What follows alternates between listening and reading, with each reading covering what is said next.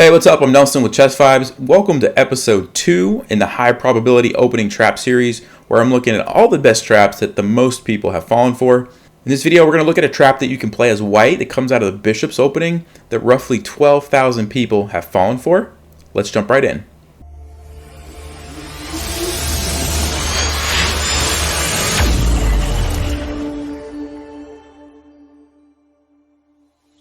So the bishop's opening is e4, e5, and then you play bishop to c4, lining up on this weak f7 pawn. Now, if you're familiar with the scholar's mate or 4-move checkmate, it also can start this way, but we're not going for the 4-move checkmate here. We're just bringing out the bishop early. And black has two very common responses, knight f6 and knight c6. We're going to save knight f6 for another video and focus on knight c6 right now. So after knight c6, we're going to play knight to c3. Now, there's an important reason we're playing knight c3 instead of knight f3. The reason is we want to leave this diagonal open for our queen to get out, and you'll see why in just a second.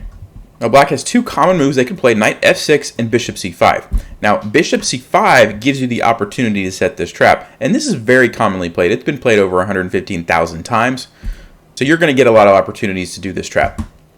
So after bishop c5, we set the trap by playing queen to g4, attacking this g7 pawn.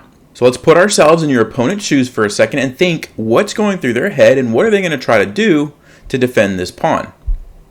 And first of all, let me just point out, if they just ignore this threat and simply make a developing move like knight f6 to attack your queen, after you capture, if they play like rook g8 to try to get some pressure on the g-file, f7 is actually undefended and this is just checkmate. So that's not an option for black. A bishop f8 is a move to defend the pawn that way, but they just moved this bishop out. To move it right back to where it came from wouldn't make a lot of sense, and it's not great for black either. There's three moves that make some sort of sense. King to f8 to defend the pawn that way.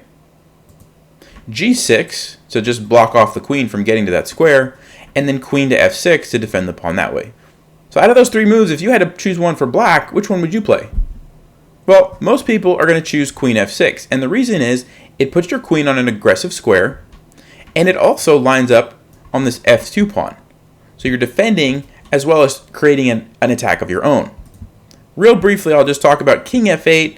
Generally speaking, you don't want to give up your castling rights that early in the game, so I don't think very many people are going to try this move.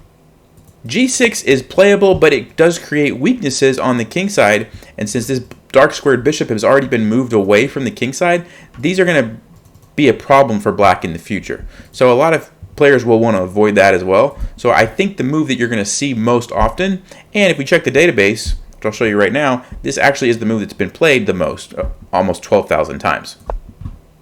And like we talked about earlier, it makes a lot of sense why black would play that, because he's getting this nice looking threat on f2, which looks pretty scary at first glance. But there's an important thing that you need to realize. Because we've moved our queen already, this d1 square is open for us, which means if black does take this with his queen, all we have to do is slide our king over, and we're totally safe.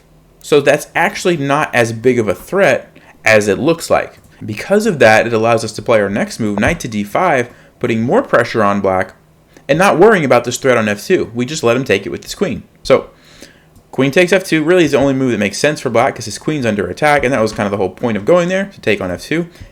And then, as I mentioned, we just slide our king over to d1, and everything is defended, right? This pawn's defended by our queen. All these squares around our king are defended, so black really can't do anything. And as your opponent starts to notice that their attack is fizzling out over here, they have a lot of threats that they have to deal with, right? These are some big threats right here. We got a fork on the king and the rook, and we also have this undefended g7 pawn, which is going to lead to a trapped rook in the corner. So black has a lot of problems in this position. Hey, by the way, if you're enjoying this video, please hit the thumbs up button and consider subscribing. It helps keep me motivated to make videos like this. And this is only part 2 in a 30-part series, so we've got a lot more videos coming out just like this. You don't want to miss out on those.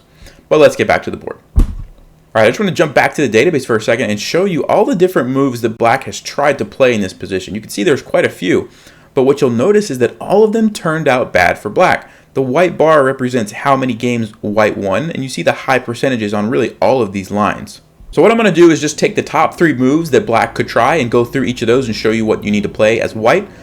All the other moves are also going to be winning for you, but just for the sake of time, I'm just going to cover the top 3 moves. Now, one very important thing I want to point out is that even though you are winning in this position, you're clearly winning, it is a very tricky position. You have to be careful that you don't make a silly mistake like I'm going to show you in just a second, and end up losing the game. So as an example, let's go ahead and jump into the top move that black plays. So knight to f6, they're attacking your queen, and queen takes g7 is the best move because we're going to go for this rook on h8. So they capture on d5. We take the rook with check, and they move their king up. Now at this point, you're probably thinking the next move is going to be either bishop takes d5 or e takes d5. I mean, after all, it's a free knight, right? Well, if you did either of those moves, you're going to end up getting into a bad position. Let me show you how. First of all, if you take with the bishop, that's a terrible blunder, because if you remember from earlier, that bishop was defending this f1 square. It's no longer defending that square, and black can simply play queen f1, game over, right? So you don't want to take a position that's completely won and end up getting checkmated in one move like that. So that is something to keep in mind. You need to leave that bishop there to guard that square if the queen is still sitting on f2. The other option that you might say, well, we'll take with the pawn, that looks a lot better. Actually, it's not, because now this g2 pawn is undefended. Black can capture that, and you're losing your rook, and then there's going to be pressure on your knight as well, and it's not really good for you either. So what's the best move in this position? It's actually queen to g8. Now, it's kind of a weird looking move, but the idea is that number one, it defends that g2 pawn. Number two, you leave your bishop here so that you're still guarding f1, so it limits black's threats. And also, if black were to try to move his knight somewhere on this f file, so knight f6 or knight f4, he blocks off the queen from defending this f7 square, and now you can take it with your queen and get a really nice attack going. So that's kind of the idea behind queen g8, and now that you've defended this g2 pawn, you are threatening to capture the knight with your pawn, so black has to move his knight somewhere. And if he moves it to like knight to b6, you're just going to follow up with knight h3, developing and attacking the queen, and then after black moves his queen somewhere, let's say queen f6, you're going to slide the rook over, rook f1, and now is when you can really see why it's so good for white. Black's just in terrible trouble. Your rook's coming in, and his king, he has no chance at this point. So the second most common move, instead of knight f6, that black could try is d6. Again, attacking your queen, but using the bishop this time. Now, we're going to take the pawn, the undefended pawn. We have pressure on the rook, but there's an important thing that you have to pay attention to. The next move that black usually plays is bishop to e6. Now, it looks like, oh, okay, I'm just going to take the rook in the corner. But again, that would be the wrong move. Here's why. If you take it in the corner, you're opening up this g4 square that you had previously defended, and now black can hop the bishop in there, and all of a sudden he has a really good attack on your king. Now you can survive by blocking with the knight, but this pawn's undefended, this knight could come in, he could even just castle and slowly build up the attack, and it's not going to be good for you. So what do you need to do? After bishop e6, instead of capturing the rook, first you need to go knight takes c7 with a triple fork, and then after like king d7, you actually don't take the rook because the bishop's going to come into c4. And again, look at this. Now you've lost your defender of that square. He's got both bishops, his queen, and the knight that can come in. It's not a position you want your king to be in. So what you need to do after king d7 is get rid of that bishop.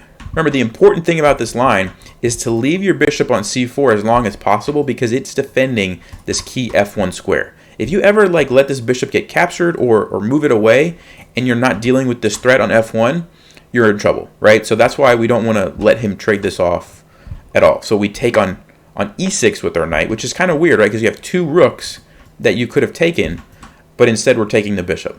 So, and after you take it, I mean, he can't even take you back because it's pinned.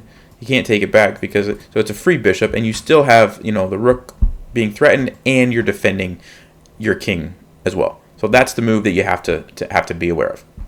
And if black just plays like knight e7 to, you know, connect his rooks, you're going to follow up with the same plan as before, knight h3 attacking the queen, and you've got options of possibly bringing the rook to f1 or capturing this f pawn. A lot of good things you can do, and white is clearly better here. All right, so let's go back and look at the third most common move that black could try. So we looked at knight f6, we looked at d6, and king f8 is the next move that's most played. The idea is you're protecting the g7 pawn that way, and you're getting out of this fork, right? There was a fork before, and now there's no longer a fork because your king's out of the way.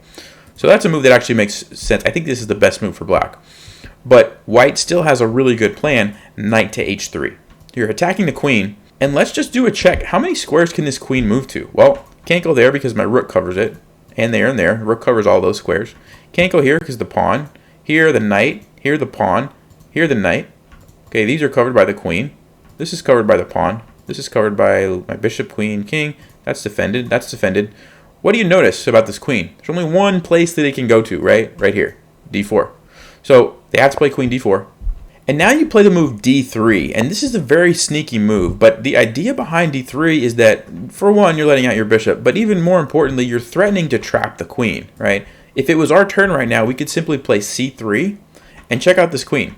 Can't go there, can't go there, can't go there, can't take that, can't. It's trapped, right? It can't move anywhere. So that's the really big threat that black has a problem with. So he really has to do something very aggressive, otherwise we're just going to trap his queen. So knight f6 is the move that's most played to try to attack your queen. But you just simply take it, and when he recaptures, you've got this line for your bishop, and his king just gets completely destroyed. So bishop h6, king e8, the queen comes in, attacking the rook, and after rook f8, now you can play c3, kick the queen back, and follow it up with rook f1. And this is just completely crushing for white. You've got pressure here. With this battery, you've got pressure on this file. Your bishop is doing great. I mean, black's pieces aren't really doing anything.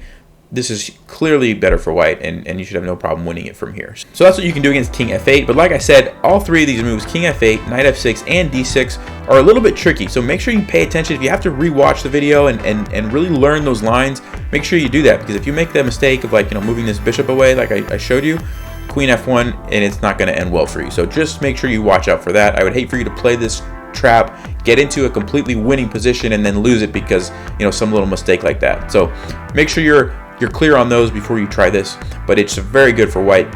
Lots and lots of players, as we saw, almost 12,000 people have fallen for this. So I hope you guys learned something from that. If you have any questions, put them in the comments below. I'll be happy to answer those. But as always, thanks for watching. I'll see you in episode 3 of the series, and take care.